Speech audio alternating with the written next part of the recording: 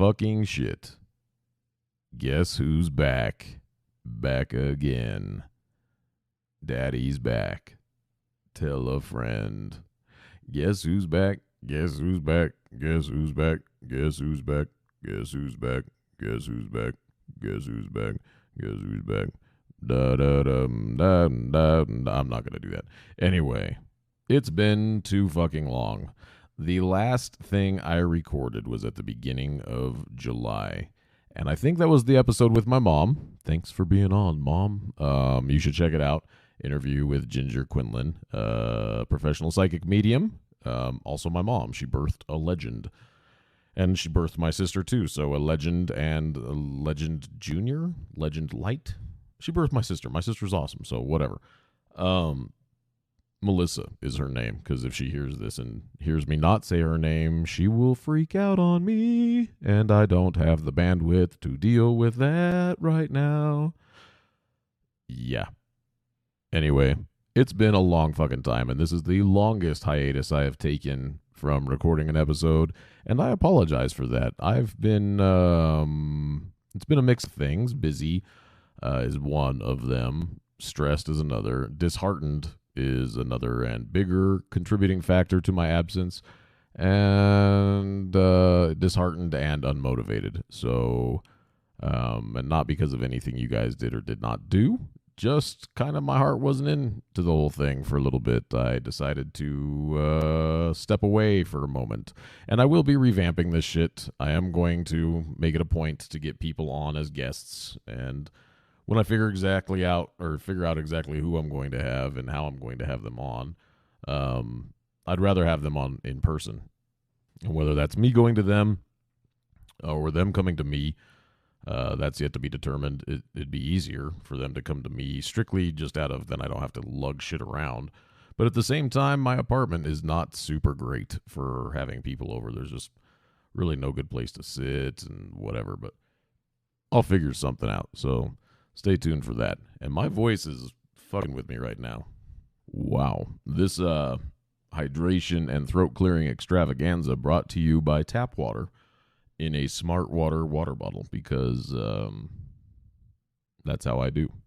Anyway, I hope you are listening to this and you're like, oh, this motherfucker's been gone for a minute. And you're like, I'm glad he's back in my ear holes, because that's how I imagine you all talk to yourselves. And that's how, that's what I think you should say. You don't have to, but that's what I hope you say. When you hear me and you're like, oh, yeah, Daddy Beef Cheeks is back. And then you're like, what? Did he just say Daddy Beef Cheeks? I might have mentioned this before, but if I ever start an OnlyFans, it's going to be Daddy Beef Cheeks. That's what I'm going to call myself. So you're welcome. I don't intend on starting an OnlyFans. Nobody needs to see this shit, let alone pay for it. Yeah. So I've been gone a while, and I'm sorry. Moving on from that. Things have been happening in life, and I'm going to talk about them. I kind of wanted to keep this episode short, but that's not going to happen. That's a guaranteed. I just know that that's not going to be the case, and I'm just going to roll with it, because what the fuck else are we going to do? I'm going to talk, and either you're going to listen or you're going to stop listening, or you're going to pause and come back to it later, and that's cool. That's what you get to do. You are the listener. You have the play button and the stop button and the pause button in your fucking hands, so you can do whatever the hell you want. I'm not your real dad. I'm just your daddy. Maybe. And never mind. Moving on. So, what's new with you? How you guys been? Everything good? How's the family? How's the kids? How's the pets? How's the cats? How's the dogs? I have several friends who's had their dog's eyes removed lately.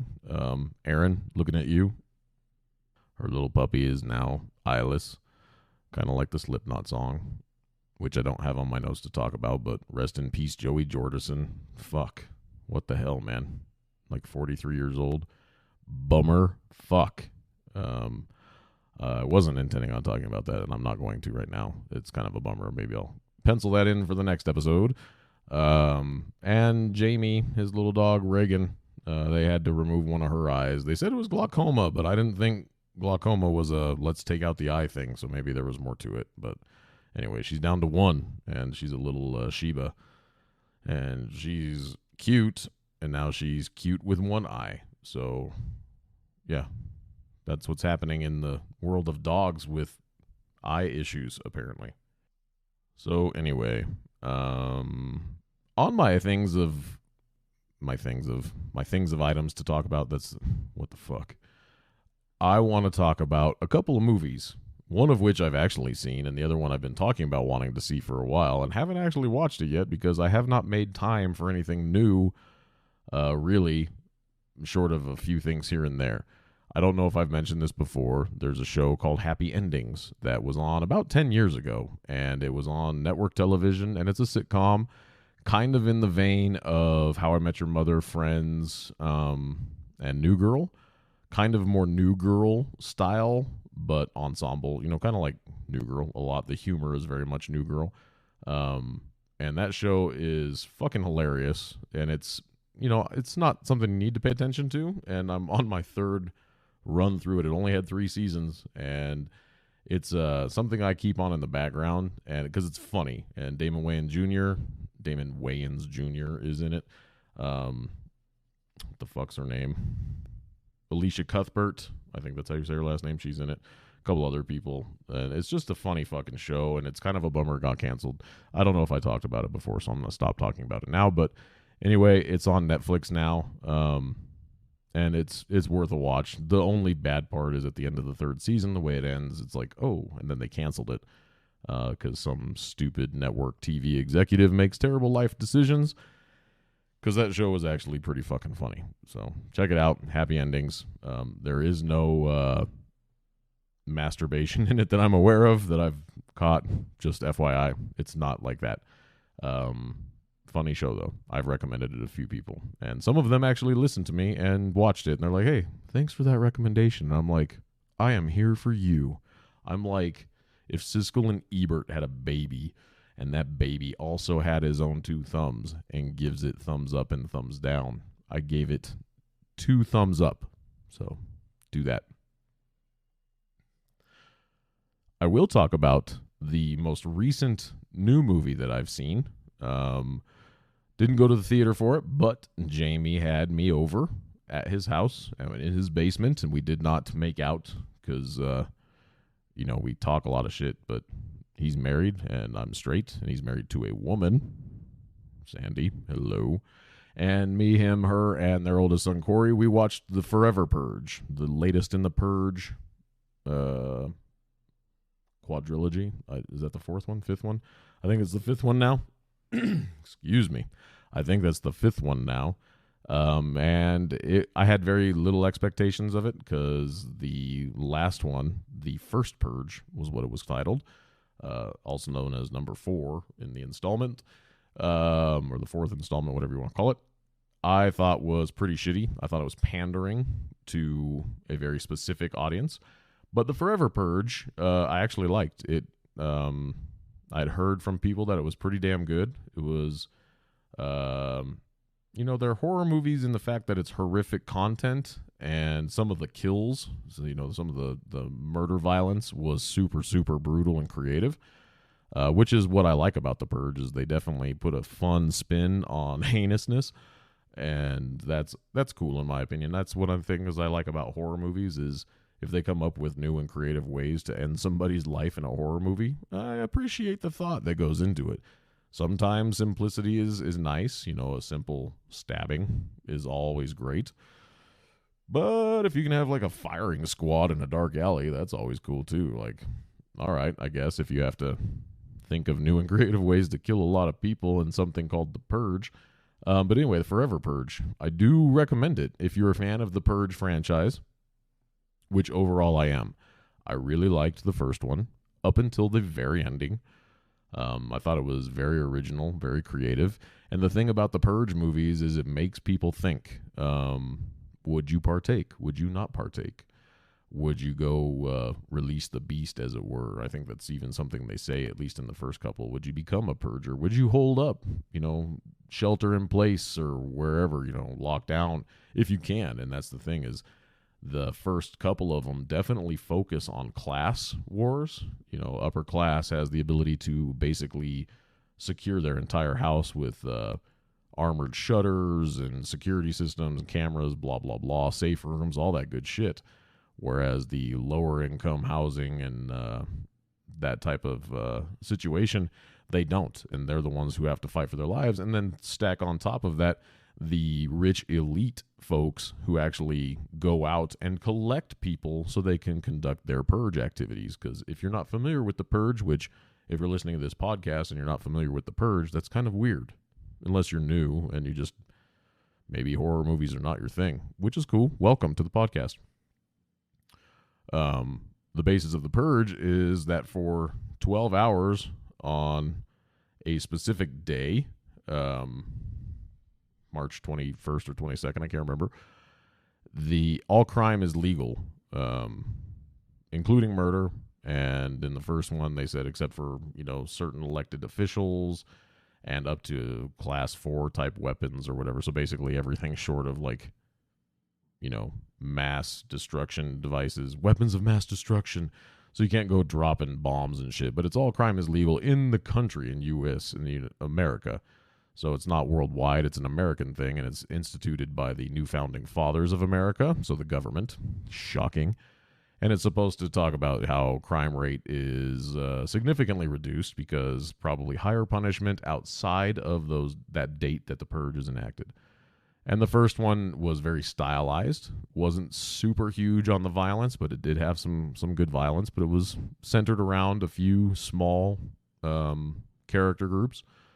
The second one was my favorite, and it was more of an action movie. All of them after that were more of an action movie, in my opinion. Not so much a thriller, but suspenseful action with very brutal violence.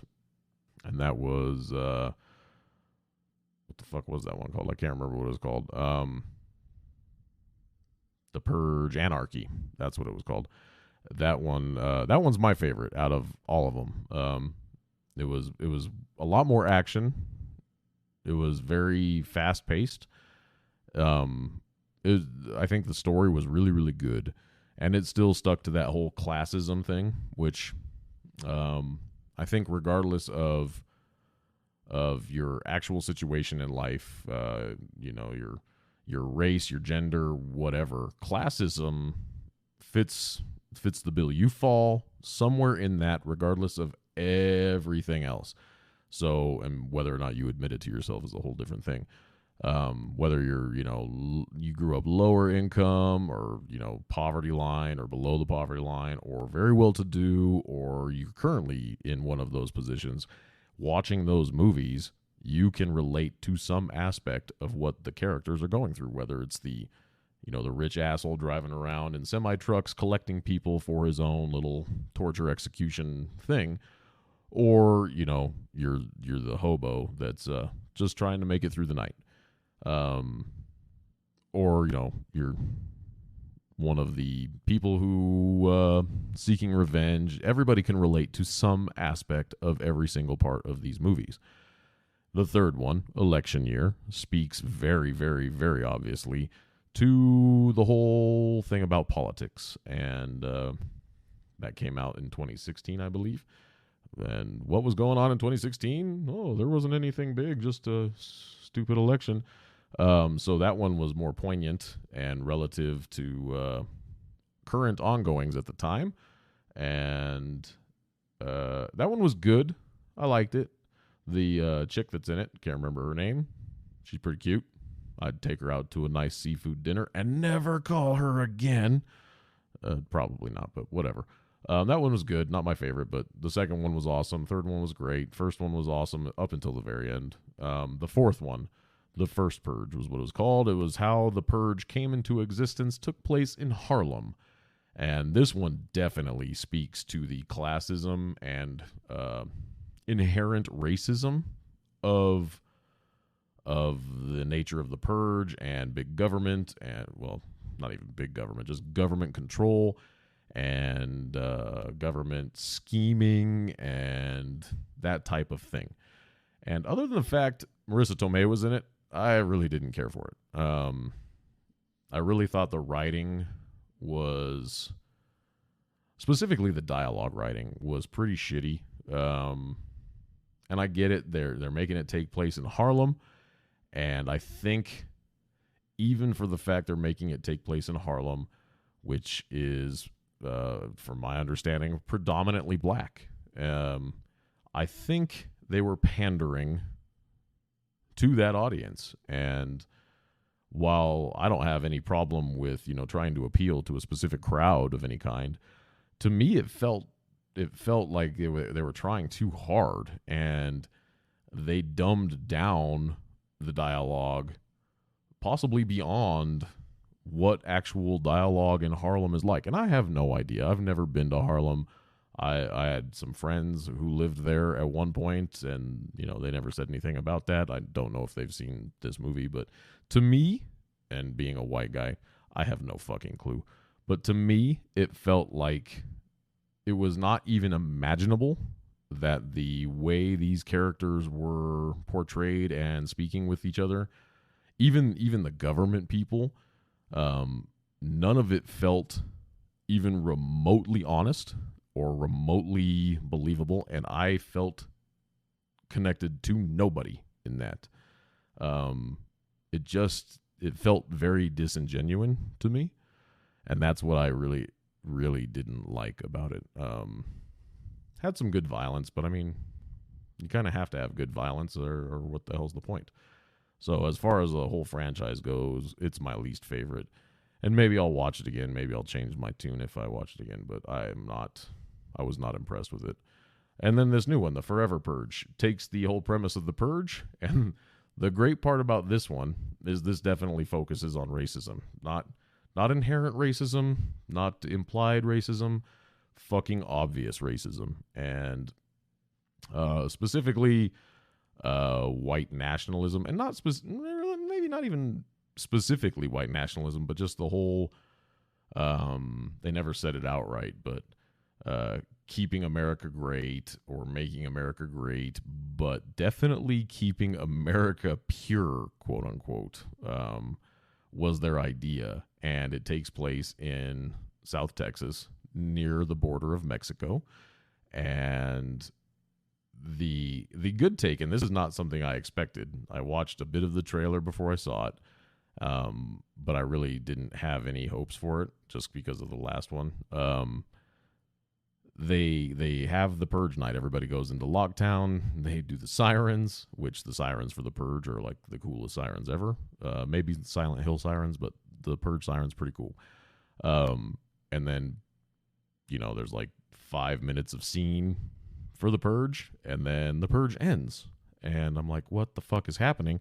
Because my stupid ass didn't watch the trailer, so I didn't know that the Forever Purge actually is, after the Purge ends, people are still going out there to try and purify America by getting rid of the Mexicans. And they never really made, at least that I could tell or remember, because it's been a couple weeks now, delineation between like illegal immigrants and just Mexicans, like anybody not white.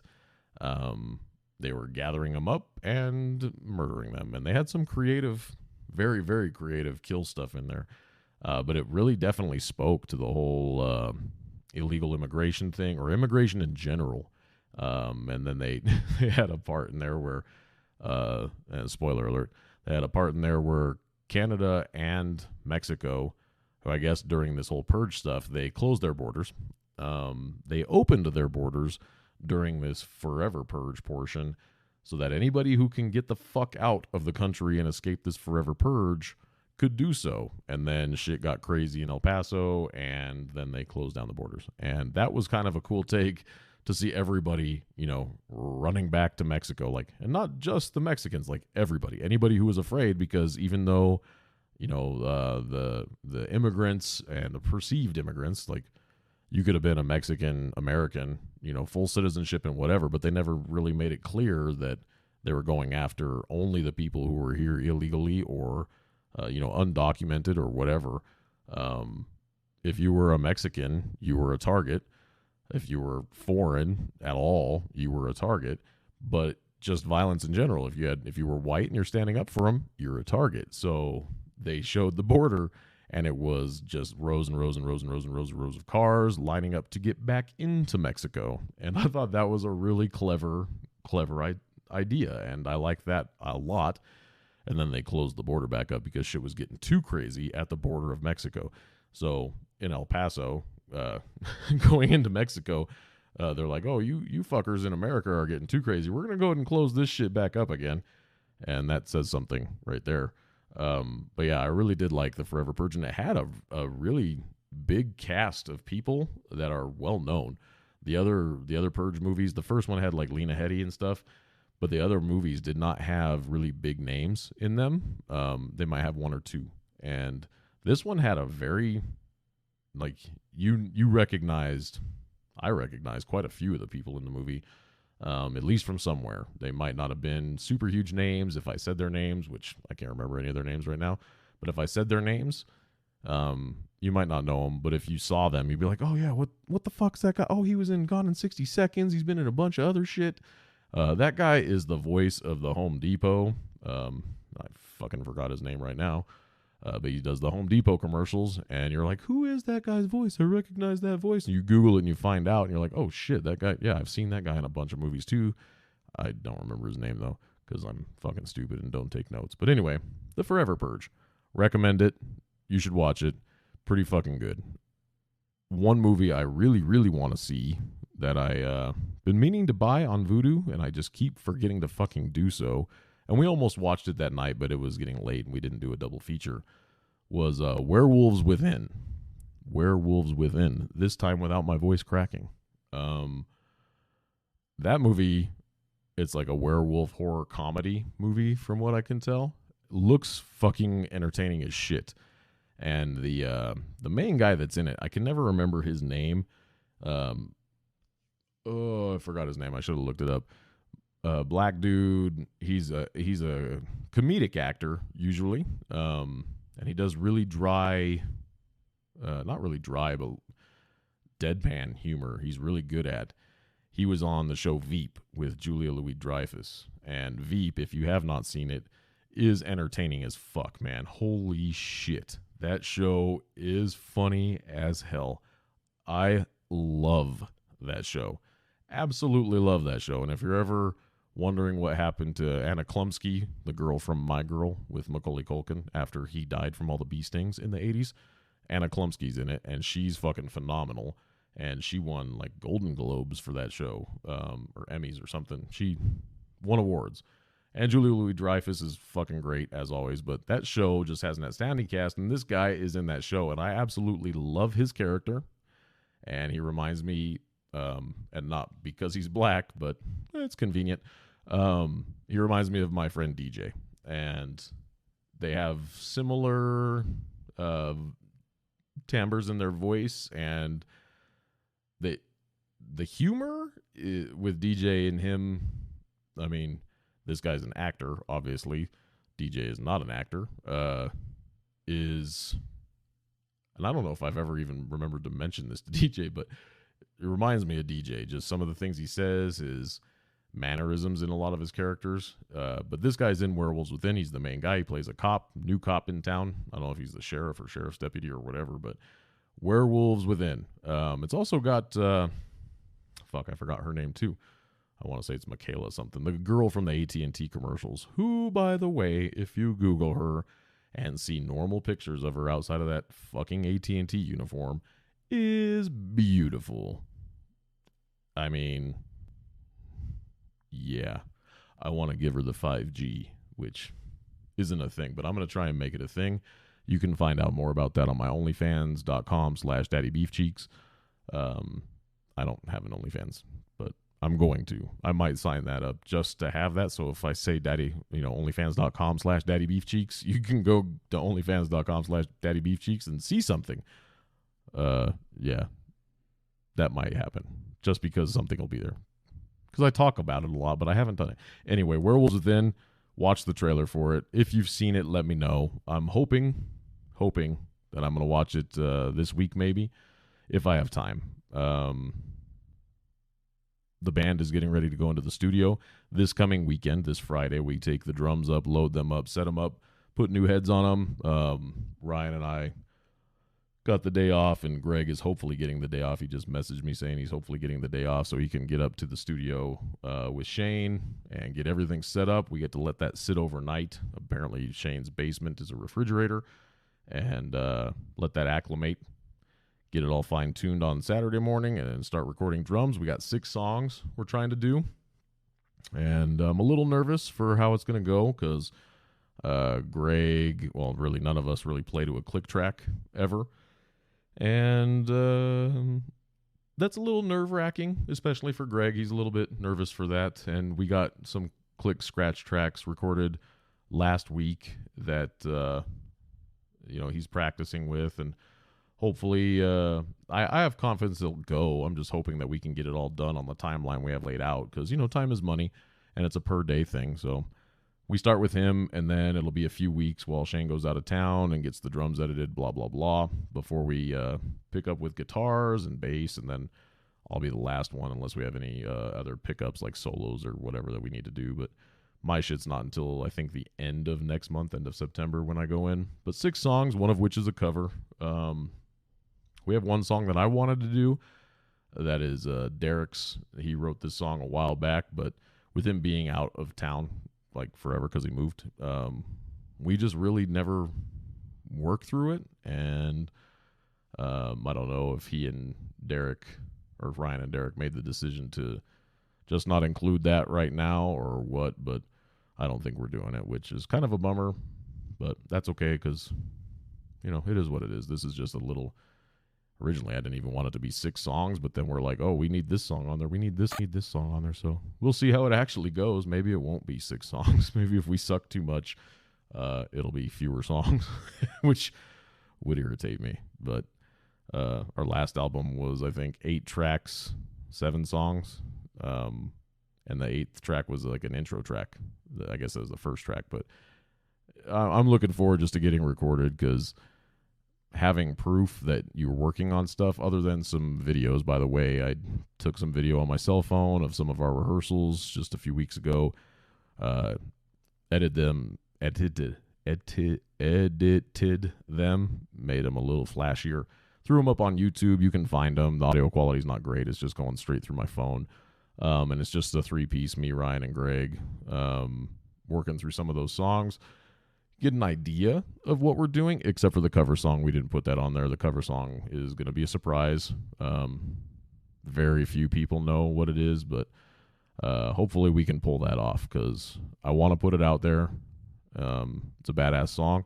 It'll be kind of a surprise that we went with that song instead of the band that we're doing's most probably well-known and popular song, because, the other song that was an option from them, people love, including me.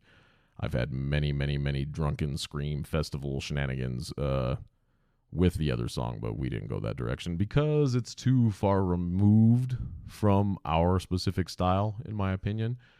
And even though the song we're doing is still, I'll give you a hint, HM2 pedal is how they record. They have that old school Swedish death metal thing. We don't, and we're not going to have it for their song. We'll still stick with mostly our sound for that, but yeah, it should be interesting. So I'm hopeful that we can pull this shit off without a hitch and everything goes well. Yeah, so the Forever Purge Werewolves Within, I'm hoping to report back to you on that for the next episode. Chris and I also watched, well, he watched most of it. I only watched 2.5 movies with him one day because life has been busy. The Popcorn Frights Festival. He did it last year too when everything was in lockdown, and he got really accustomed to buying the festivals and watching them in his little home theater in his basement. And I don't remember the names of what we saw, but I'd have to look them up. And they were pretty decent, the 2.5 movies. One of them was kind of a bummer of an ending, but it wasn't bad. It was good. It was entertaining for what it was. And then you're like, oh, they kind of cheapened out on that ending. It was it's one of those where you see how it's going to end early on, and you're like, I really hope it doesn't, because when it does, you feel like it's a kind of a half-ass way to go. But I get it. Like, sometimes it works and sometimes not so much, but it wasn't bad at all. Popcorn Frights, I guess it's been around a long time. I don't remember watching it last year with him. I think I was maybe out of town, but yeah, not bad. We're still looking to do Telluride in October, so in person. They're requesting proof of vaccination or a recent COVID test, and then you get like a band or some wristband, and that's how you get in without having to show that shit at the door for each theater each time. And that's moderately annoying. I'm not annoyed by it. I'm kind of annoyed that, it has to happen. But, I mean, really, if we could have just gone without having a fucking plague upon us, that would have been awesome. But here we are. Whatever. So that's my movie entertainment update that I have for you. You're welcome. Let me know what your thoughts are on any of that shit. You know where to find me. Twitter, at Death Disco Pod. Instagram, at Death Metal Disco. Facebook, blah, blah, blah. Or just text me if you have my shit. Or, if you're not familiar, Anchor.fm, where I host this here website, you can actually send messages, voice messages to me, and actual, I guess they're text messages. Nobody's done it yet. But yeah, I guess you can send voice messages. I tried to test it myself and send one to myself, but I was in as my own account, and it said, hey, dumbass, you can't do that. But, if somebody feels like trying, I can actually reply to the message with another voice message, and I can include it in the podcast. So, like, if you want to have sort of a phone tag recorded conversation with me, that's doable, I guess. So if somebody wants to try, I'm totally down to do that. Just fucking go to Anchor.fm, find the Death Metal Disco podcast on there, and then try sending a message. And either, I don't know if it's you send an email or a regular typed out message, or you can use your phone if you're doing it on your phone and record an actual voice message, and then I get that, and then I can reply to it with my voice, and I somehow just include that in my next episode, or how that actually works. But I would love to figure that out. So if you hear this and you want to try it, fucking do it. I don't think it costs anything. As far as I know, it's free. They have a bunch of other features that they've come out with in the last couple of months that I haven't looked at. I know you can still, if you want to, you can pay to be like a member or supporter or whatever, like $5 a month. I got a couple people who do that. I thank you so much, and I feel bad that I haven't provided you with any content in the last 6 weeks, 7 weeks, whatever it's been. But if you feel like subscribing, cool. I don't normally ask for that shit, so totally up to you. But if you feel like it, hell yeah, thank you. Helps me, helps me do things, I guess. Like, it helps me feel like people are willing to support me. So, and maybe I'll get some other sponsors, like, I don't know, other people than Anchor.fm, who will be having a commercial here very shortly. But before that, what I want to talk about is two bands who are coming out with new albums very, very shortly, and both of which released videos within the last month. And their music, for one, is fantastic. I'm not a super huge fan of really either of the styles, but they're very, very, very good. And the videos themselves are great. So the first one, Shadow of Intent. I know most of you, if you're a metalhead, death metal person, or deathcore, whatever, you've probably heard them, if nothing else, because their vocalist is fucking unreal. I don't know his name, but the first thing I ever saw is some real footage of him recording some vocals, and it wasn't even processed audio. It wasn't anything done with effects or compression or anything like that. It was just video of him recording into the microphone, and the audio was through this camera, and it was very impressive, just his vocal style. It's not something I can do myself. I probably could if I practiced a whole bunch, but I can't. And sorry, there's a girl in a bikini at the pool who totally distracted me. Anyway, Shadow of Intent. I listened to a couple of tracks a few years ago, and they're very fucking good. Very technical, progressive. They got a lot of orchestration shit, which is really, really, really cool. They actually put out an album of just their instrumental stuff called, shockingly, The Instrumentals. And it's really, it's really good. Even just that is fucking phenomenal. The new single that they put out with the video is called Intensified Genocide, and somebody had said they are beyond deathcore, because I guess technically they're deathcore. There's so many fucking subgenres. I don't get into that too much, but their style is pretty eclectic, and they are very, very good at what they do. But if you haven't heard them, I highly recommend it. The video is, it's just a standard music video of them playing, and it's dark. It's really well done video. Nothing bad about the video at all. But the song is fucking great. The song is fantastic. I can't remember what the name of the album is called. It might be Intensified Genocide, but that's definitely the song name. I actually looked it up and I wrote it down for once. I have a page of notes with stuff I'm talking about, and that was one of them. So Shadow of Intent, Intensified Genocide. Look it up, listen to it. If you're not a fan of metal, you should still do it. Maybe they'll win you over. And this guy's vocals are, he does some crazy cool shit. And it's very impressive to me, the sounds he's able to make and how it flows with the music, because the music itself is very technically progressive, and they do include a lot of orchestration stuff in there, and that's really, really cool to me. Like, I don't listen to a lot of bands that do a lot of that well, that aren't black metal bands, and they do a really good job with that. So check them out. I ended up getting Apple Music and adding them to my shit because I was very impressed with it. The other band, Inferi, Inferi, I call them Inferi. They've been around a long time, and my friend Stevie, who has been in a number of bands here in the Denver area, he's a fucking phenomenal vocalist. He was in, I should have wrote this down. He did a brief stint with Enemy Rain. He was in Veil of Noth. He was in... I totally forgot the other one. But he's played a lot of shows. He's a fucking great vocalist, phenomenal frontman.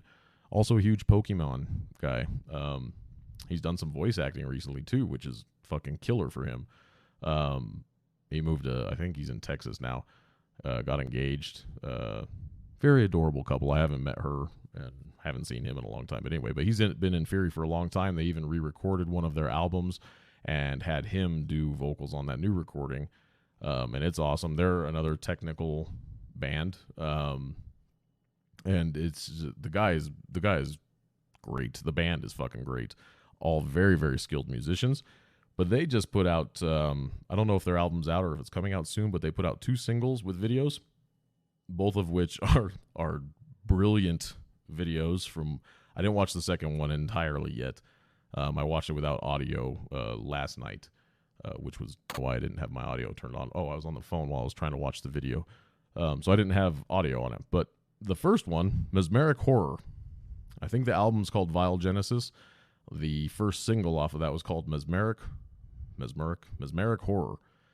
So the Mesmeric Horror video is like if Scooby-Doo the show and Metalocalypse had a fucking baby. And it's fucking brilliant video. The song is awesome. It's a fucking fantastic song, but the video is unbelievably cool. It is such a good, fun video. I think I've seen it 3 times, and highly, highly recommend it. So check out Inferi, Mesmeric Horror. The other single they put out is Vile Genesis. It's a completely animated video, that one. Mesmeric Horror, I think, had some live action stuff, if I recall correctly. It's been a few weeks since I watched it, but I thought they cut to that a little bit here and there. But Mesmeric Horror is a fucking great video. Even if you're not into the music, just watch it. It's killer. It's a really good video. Vile Genesis, I still need to go and watch with the actual audio.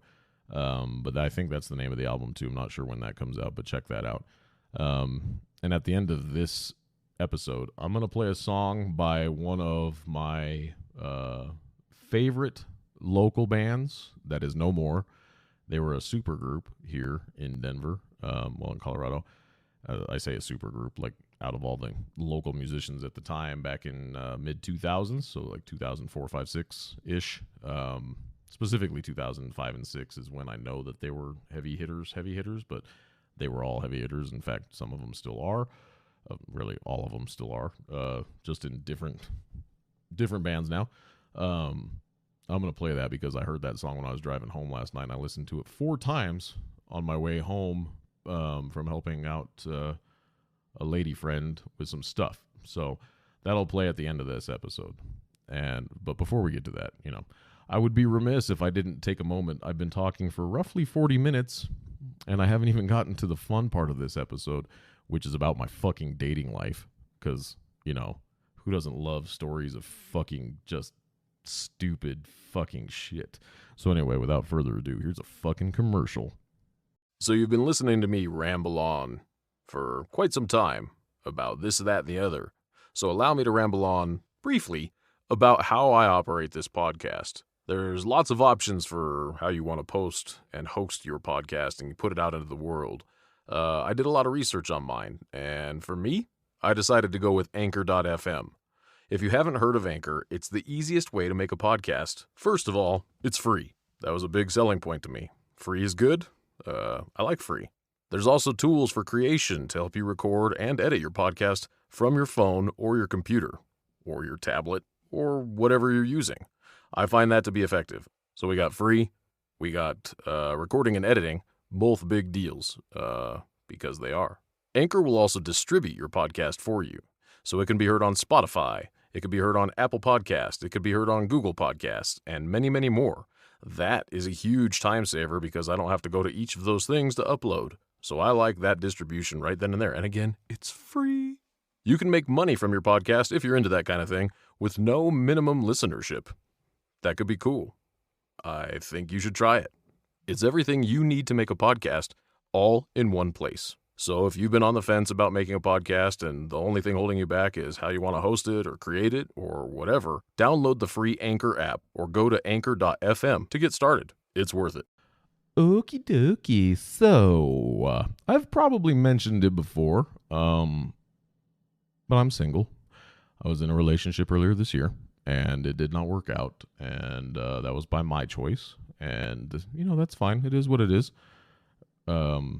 Shockingly, she still talks to me from time to time, and, nothing serious. Memes of cats and whatever, which is cool. Like, I'm glad that she doesn't hate my guts. And I definitely don't hate hers, never did. Whatever. Moving on from that. I was on Match.com for kind of a long time because I forgot to cancel my payment. And fun thing about Match.com is if you are a paid member and then you fucking stop the payment, you stop your subscription or whatever, once that shit ends, if you never had matches before or whatever, you start getting alleged matches and likes left and right. So that payment, I think, ended last week or the week before, and every day I get an email with 4 or 5 new women who have matched with my profile or liked my profile. You want to know how many I got in that entire time I was a fucking paid subscriber? Like 3. And you want to know how many of those 3 actually to any messages I sent to them? 1. And yeah, so that's fun. The last girl I was talking to on Match.com, the 2 girls I dated, well, I went out with a couple times, I guess. You can call it dated. Nothing ever happened. We went on a couple dates. One girl, we went on 3 dates, and one I went on with once last year. Those did not, nothing came of those at all, and that's fine. The one girl I was talking to from there, just June, I guess it was June or July. She seemed very, very cool, and I have completely forgotten her name now. I don't know how I forgot her name. It's blowing my mind now that I can't remember her name. And if I look at my phone, I know I have her phone number, but she seemed really cool, and she seemed very like, hey, we should definitely go out. And I was like, fuck yeah, let's do this. Let's see what's up. Let's see, what it's all about. Give it a shot and go from there. And we had talked on the phone a couple times. She reminded me of somebody I used to know that I had a thing for. and not any way she looked. She was actually 10 years older than me. But in the way she spoke, and not her voice or anything, but just her her manners of speaking, I guess, the way she used words, and kind of all over the place like a crazy person. And she reminded me of this girl I know who I don't talk to anymore, who I had a thing for at one time, and that went really, really badly. And yeah, but I was willing to give it a shot. And she told me, hey, what's your sign? And I was like, I'm an Aries. And she goes, oh shit. And I was like, why? What's yours? She was like, I'm an Aquarius. And I was like, oh, well, that makes all the sense in the world, because this other girl that you fucking remind me of is also an Aquarius, and you fucking women are crazy, and whatever, I'm into it. So, because I'm apparently the crazy whisperer, and at least to a point. So she's like, oh, we're a pretty combustible pair. And I'm like, well, I'm pretty fucking cool. So, it's up to you. If you want to try this or not, let's meet and see what we're gonna do. And she was on board, and then we were talking about meeting. We actually scheduled a day and everything. And I said, cool. And like the day before, I guess it was the day of, she messages me in the morning. I had to end up working on that day for a little while. It was a Sunday. And she messages me that day and says that she has to, I tell her I have to do something that day. I don't usually work on weekends, but ended up having to work that day for some reason. And she said she was about to jump on I guess I had band practice. And she said she was about to jump on a meeting because she used to work on a ranch. And I guess the new owners are suing the former employees of the ranch for whatever reason. Don't know what. And so they were having some sort of conference call with the former employees to talk about this whole lawsuit thing. And I was like, well, that sucks. Let me know how it goes. Keep me posted, whatever. Are we still going out tonight? And she didn't write back. So later in the afternoon, I was like, hey, did you still want to meet up? Are we going out for dinner? Where do you want to go? Trying to figure out what the fuck is up. So I guess this was like maybe the day before we were supposed to go out. Yeah, it was the day before. We were going out on a Monday or Tuesday. And so I guess the next day I messaged her because I hadn't heard back from her on that Sunday. And I was like, hey, you okay? And she's like, yeah, I just didn't expect my Sunday to turn to shit like that. And I was like, yeah, that sucks. Or, you still want to go out tonight or whatever day it was, either that Monday or Tuesday. And I was like, it's totally cool if you don't feel up to it. Like, I get it. If you're stressed the fuck out, totally understand. Just let me know. I'm pretty amenable. My schedule is in the evening is pretty open. And that was the last I fucking heard from her. Like, not a fucking word. Totally ghosted. I'm like, what in the actual fuck just happened? I've never been just straight up ghosted like that with somebody who I actually had plans with. It's one thing to ghost somebody in the middle of a conversation without having plans. Like, I called her. Like, we had talked on the phone a couple times. I even called her, left a message. Nothing. Messaged her on Facebook once. Texted a couple times and then just said, fuck it. And then went on Match and saw that she had actually updated some pictures. She had put in some newer pictures. The pictures she had on there were apparently pretty old. She looked, she looked younger than 50. And then these pictures that she put on there, she looked more closer to 50. But still, she was cute. Still didn't look bad or anything. But I was like, wow, that's pretty fucking cold-blooded, man. And now I'm like, you know what? If a woman tells you they're crazy, you should just take that at face value and go with that. Just believe them. Just like if a guy tells a girl that, he's an asshole or whatever, you should probably just keep that on hand for the first time he fucking hurts you. Just thinking out loud. So anyway, I'm also on the Tinder and the Bumble. And the thing with these dating apps is they're all very visual. You're swiping left and swiping right based on pictures. Most people don't bother reading with profiles. Some people put some effort into their profiles, and my profile's been through several iterations, and now my profiles on both are the same. I don't have my match anymore. Actually, I think it's up. I just don't pay for it. And then, naturally, that's when I'm getting all the fucking likes by all the women. But Tinder, the thing with Tinder and Bumble, if you're not familiar, Bumble, if you match with a girl, they have to message you first, and they have to message you within 24 hours. As the guy, I can see this little timer saying I'm down to like 3 hours, and if they haven't messaged you yet, I can extend that connection. They get a message saying, hey, James extended the match or whatever for another 24 hours. Then after that, the match goes away.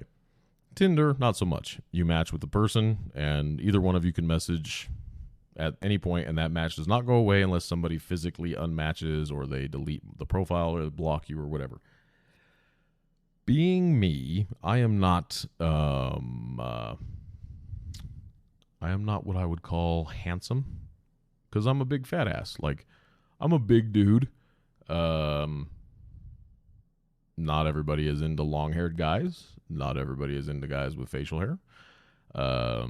Not everybody's into guys with piercing, sexy blue eyes, which is their fucking loss, but whatever. And I get that. I understand that. I understand the nature of Tinder and Bumble, and my ice maker is making a lot of fucking noise right now. I understand that. So, needless to say, I do not match often with real people on these platforms. Usually, it's fake profiles that are, scamming to try and get money out of me or whatever. Occasionally, it's people that, they're like one of the most recent real matches I had. We matched and we started talking. It was a girl who was, she lives in Aurora, and she wanted to, I think she was in a relationship or just recently out of a relationship, but she just wanted to bang that night. And I was like, well, I'm in Salt Lake City. So that was not a thing, and that's not something I normally do, because like, if you don't have any pictures on your profile of your actual face and you want to have sex, like I'm going to need a little more confirmation that you are who you say you are. That's just me, whatever. So as an experiment, it's going to be about 2 weeks ago now.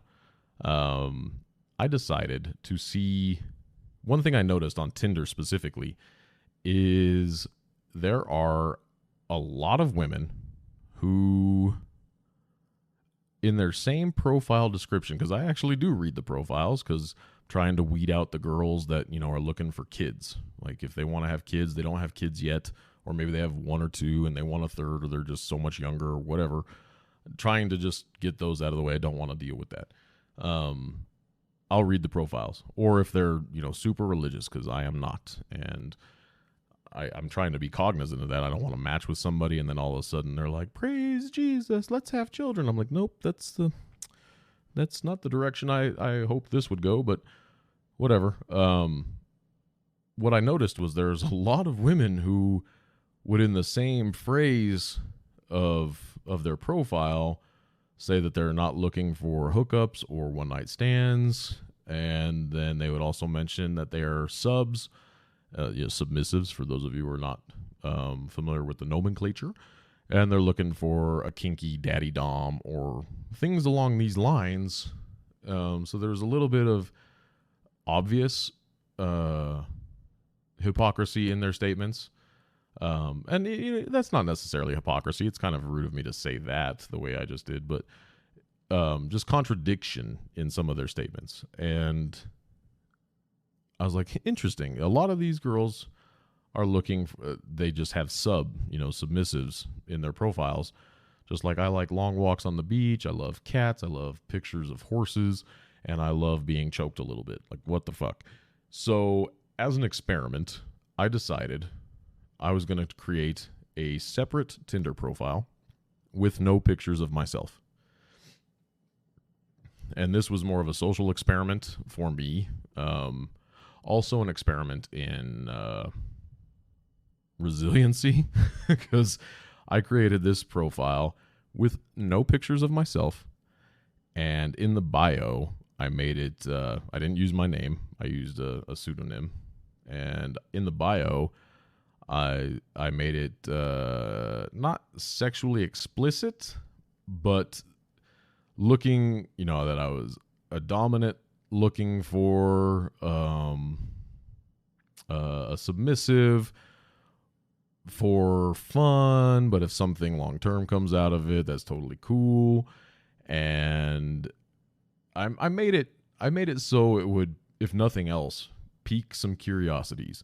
And then for pictures, because having no pictures is not a good idea, because then it's like, what the fuck is this count even doing? Instead of having pictures of me and no pictures, I put up memes. Not like funny memes. I mean, a couple of them are kind of funny, but sexy memes, like sexual memes. Like, oral satisfaction type of things, and stuff about dom sub relationships, and just a few of them, 4 or 5 pictures, maybe 4 pictures. I don't even remember. And I was like, this should be interesting. I want to see, first of all, how many matches I can get with 0 pictures of my actual face or my body, and with a description that has absolutely nothing to do with like my hobbies or interests or what I'm looking for in real life or whatever. I'm just going to make it all about this whole sexual side of life. And holy fucking shit. It was like I didn't change the notification settings for the app, and so I'd get a little ding every time I got a new like. And then if I had been swiping right on a bunch of profiles and then I got a new match, I'd get a little ding for the new match, and then new messages. And holy fucking hell, it was like I was playing a slot machine and doing really, really well. I was matching like crazy. After 3 days, I think I had like 40 fucking matches and was messaging a whole bunch of women, like randomly. And I played the role. Like I went in and, I kept it pretty vague. Like I didn't say my actual name. I flirted, obviously, but not overtly. I definitely did the whole it was like sexting without the sexting. It was just like a piquing your curiosity, kind of like how I wish I operated in real life. And probably something I'll try to do in the future, honestly. But I did it in a way that was like, I wasn't asking for pictures. I didn't ask, anything about anything sexual. I kept it pretty. It was flirty, but it wasn't sexual, really. It was just flirty. But their shit, holy fuck. Some of these women just flat out laid it out there. And most of them, I'm pretty sure, were actual women. I don't think there were any accounts that were fake that I matched with that were questionable and that were catfishing me, because technically my account's a catfish account, because I'm like, feeding them this, and then it turns out to be me. Hello. I don't think that was the case with any of these. But what I didn't expect is I was scheduled to go to Salt Lake City, home of the Mormons. And one thing I know about Salt Lake City is that there are a lot of beautiful women there. A lot of them. So when I got there and Tinder updated my location and everything to being there, oh my God, it was like I hit the fucking jackpot. Some of these women, I mean, it was insane how many messages I was getting with these women. I didn't even initiate a lot of the messages. Like, we'd match, but I was working while I was there, so I couldn't be on my phone the whole time. I'd take a break or something. I'm like, I have 7 new matches, and 5 of those are messages already. I haven't even messaged these chicks, and it was crazy the shit that some of these women would say. And some of them would just flat out ask, right, hey, how come you have no pictures? And I'd tell them, well, I'll give you pictures later. And either they would unmatch me then, or we would chat. Some of them actually, one of them here in Colorado, just moved to town. Beautiful, beautiful, beautiful girl. Absolutely gorgeous. And we matched, and we talked for like 3 days before she was like, so how come you have no pictures? And I sent her my pictures, and I told her about this whole experiment thing. And she's like, oh, that's kind of cool that you're doing it. Sent her my actual profile. She didn't unmatch me right away, which was nice. she recently did, I think, like a day or two ago. But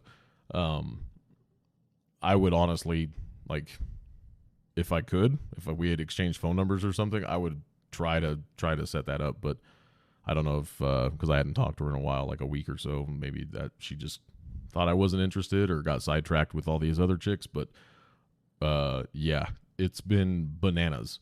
And I haven't even done anything with that account right now. But yeah, it's crazy. And it's, you know, it's kind of bummer because I'd start talking to some of these girls and they were really, really cool, really, really sweet. And then when finally I'm like, okay, I'm going to share with you my real profile. But beforehand, let me tell you what I look like. And I would describe myself accurately. I say I'm 6'1". I'm currently 315 pounds. I got some tattoos. I got some long black hair, which is currently a lot thinner than it used to be. Blue eyes. I wear a lot of black. Whatever. Live alone with a cat. Have a good job that I travel for work. And I was like, does this interest you at all with just my description? And they're like, yeah, just show me. I'd send them the link or whatever, and then my actual Tinder profile would have, you know, what I'm really looking for and my pictures. And then without even saying anything, some of them would just unmatch me. And I'm like, oh, that's a bummer. That's not the way I hoped it would go, because they would actually be cool. But, you know, it's visual and physical attraction is a big thing. Some of them, you know, they'd be like, hey, let's exchange phone numbers or Snapchat or whatever. And I'd give them not my real phone number, but Google Voice. I have a Google Voice account too. And I'd give them that. And, you know, if they were to go to whitepages.com and search for that phone number, it shows up to be like some 89-year-old dead guy. So I'd give them that. And then, you know, instead of giving them my Tinder profile, you know, like immediately some of them sent me some of probably pictures they would never want out on the internet. And I'm like, wow, like that's very generous of you. And they're like, so, you know, send me a picture of your dick. And I'm like, no, that's not how I do. Never taken a dick pic in my life. Probably never going to. Unless, you know, something changes, but I really doubt that's going to happen. But you know, I'd send, you know, normal pictures that I actually have on my Tinder profile, or even the link to my Tinder profile, not the real one. And then they just disappear forever. And that's fine. You know, it is what it is. I didn't expect, I mean, that was the whole idea of it, is just to see what kind of interested parties there would be with a little bit of 50 Shades of Grey action in the description and some well-placed sexual memes as pictures. And it went exactly how I expected it to. It's been very, very weird. But some of you women, you girls are dirty. Dirtier than I expected. Like, I knew you girls were dirty, but holy fuck. And Daddy approves. Daddy Beef Cheeks is not mad at you. Yeah. The Mormons, though. Fuck. I need to go back to Salt Lake City. So that's the scoop with me. You guys are all caught up. I've been talking for a little over an hour now. I am going to wrap this episode up. And in order to do so, I have to introduce this song that I want to play for you because I am fucking obsessed with it. And I might have already done this in another, I don't think I've put another band in episode before, except for Apathy after the King Super shooting back in March. Anyway, this band, anybody from the Denver area will know exactly who I'm talking about if they were around the metal scene back then. If not, they probably heard them. If they're a big death metal fan, you've probably heard of them. There was another band with the same name from New York back in 2000s, and I don't know if they're still around at all. I didn't look. Probably not, but the drummer for this band owns a record studio. He's a music producer, and he's very well renowned in the metal scene, and he does some really good work. My first band recorded with him. My second band recorded with him, Mr. Dave Otero. The bass player, Rick Gustafson, he's got his new current band, Vomiting Entrails, brutal death metal band.